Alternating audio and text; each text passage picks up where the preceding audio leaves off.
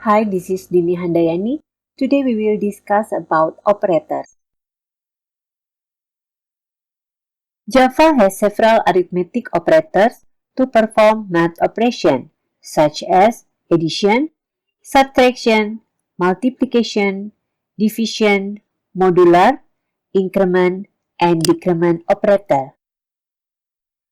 All math expressions are evaluated following the order of precedence.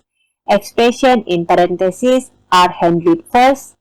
All multiplication, division, and modular operations are handled next, working from left to right.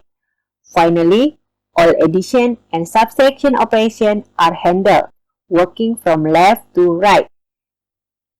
Increment and decrement are handled first for pre-increment notation and last for post-increment notation. Increment in Java means to add 1 to the variable value. Decrement in Java means to subtract 1 from variable. Java uses the equal sign as the assignment operator. The evaluation of the expression on the right is assigned to the memory location on the left. Assignment operator example 1. When this line of code is executed, the value for total will change. The boxes show what is in each memory location for X, Y, Z, and total. Assignment operator example 2. Think of the assignment operator like an arrow pointing to the left. Everything on the right will go into the memory location on the left. How will memory change when this code is executed? The answer is the total will be assigned to the value of the expression. This means that the value of the expression will be stored in the memory address associated with the variable total. Truncation and integer division. Division of two integers will always produce an integer. Truncation is the concept of removing the fractional or decimal part of a number. For example, truncating 7.8 will produce a result of 7, and truncating minus 3.2 will produce a result of minus 3. Truncation and integer division example 1. What prints when the code below is executed?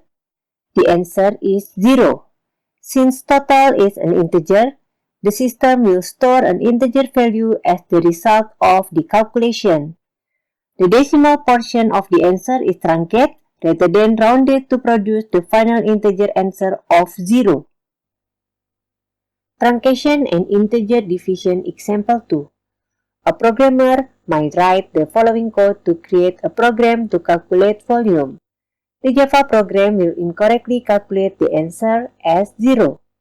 Working from left to right, the program divides 1 by 3. Java considers 1 and 3 to be literal integer and does integer division where point 33 is truncated to 0. How would you correct this? There are a few ways to force a formula to not truncate a value.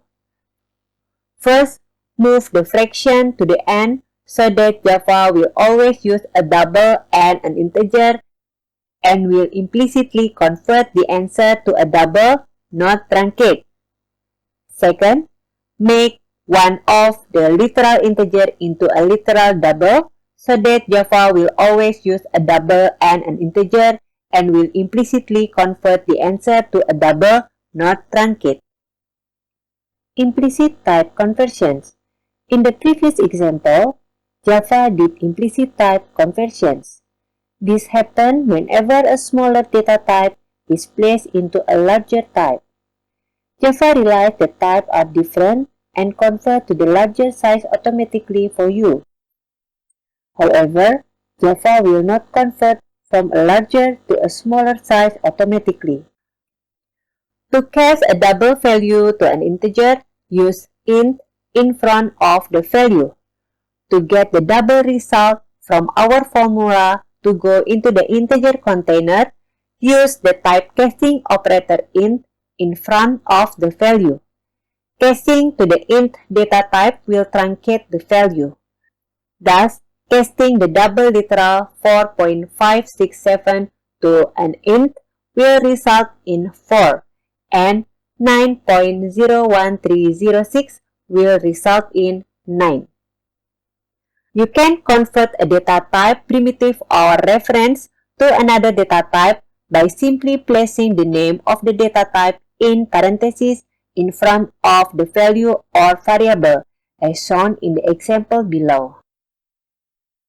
Note that casting will not work in all situations. For example, casting a chart to a string results in a compiler error. In situations such as this, you will need to resort to making the type conversion in another way. There are methods in the java.lang library to convert character to strings. Using type conversion is another option to fixing the truncation issue with the volume formula shown previously. Use typecasting to make one of the literal integers a double. Understanding types and conversion.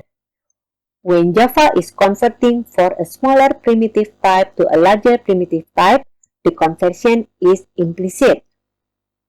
However, when Java converts from a large primitive type to a smaller primitive type, the conversion must be explicit via typecasting. Java will not implicitly cast a larger type to a smaller type because of loss of precision. Example and exercise in this course will require the use of the method in the Java math and string classes. You can find a description of all Java methods in the online Java API. Understanding how to navigate this vast library of standard methods and classes will aid you in writing Java programs and reusing code blocks that have already been created by others. Why use the Java API? One major benefit to having access to the Java API is a common concept for programmers called code reuse. Rather than coding access items, you may use the API to find how to access existing code that does exactly what you want. This will reduce spending time on reproducing already existing code and make your programming much more efficient.